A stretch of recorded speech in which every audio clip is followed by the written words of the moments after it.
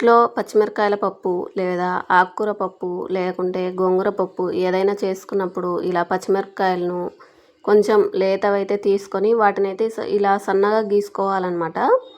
గీసేసుకొని ఇలా పెనం మీద బాగా వేయించుకోవాలి. కొంచెం ఆయిల్ వేసుకొని ఇలా బాగా వేయించుకున్న తర్వాత లాస్ట్కి అయితే కొంచెం ఉప్పు వేసుకోవాలి. ఉప్పు వేసుకొని బాగా ఒక 2-3 సార్లు మొత్తం కిందికి పైకి ఇవన్నీ బాగా వేయించుకుని తింటే గోంగూర పప్పు లేకైనా లేకుంటే ఆకుకూర పప్పు లేకైనా చాలా టేస్టీగా ఉంటాయి. ఇంకా నేనైతే ఎప్పుడు ఇలాగా చేస్తుంటానన్నమాట.